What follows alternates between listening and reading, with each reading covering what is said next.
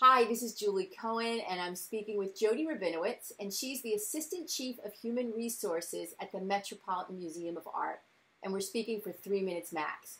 Jodi, you've mentioned that you've hit the job jackpot. What does that mean? So I have this theory about how long it takes for all the cherries to line up on a jackpot. If you think about early in your career, you sort of don't have a sense of who you are and what you want, what you contribute, but you might be in a great company with a great boss. But then the next job, you've evolved, so you really do feel like you can contribute, and you have a great boss, but you really don't like the company. And then the next job, you have a horrible boss, but you really love the company, and you really know what you're doing. And by the time you evolve, and you're lucky after the job jackpot like I have, you sort of know who you are, you know how you can contribute, you believe you could add value, you're lucky if you love your organization and your boss. So to me, at this point in my career, all the cherries have lined up, and that's why I say I've hit the job jackpot.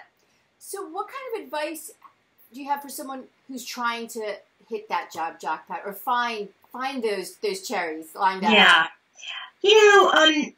I wish you could just have your magic fairy wand and it would happen, but there's just nothing that replaces experience.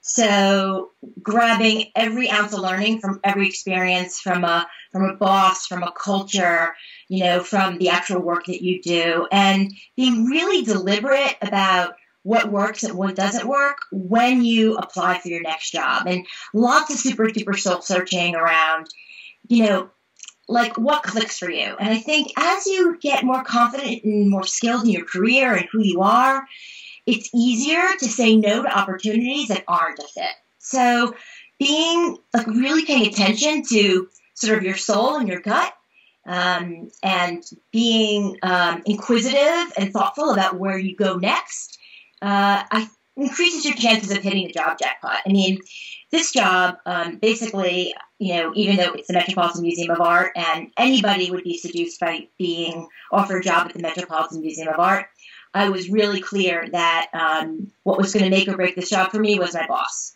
And during the interview process, I said, quite frankly, it's really about you and I, how we're going to work together. Because I had been seduced by, big name places, and I learned that so much has to do with your manager and your fit.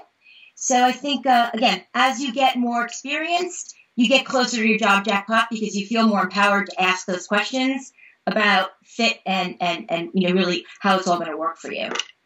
Well, thank you, Jodi, for sharing your expertise and insight for 3 minutes max. Thank you.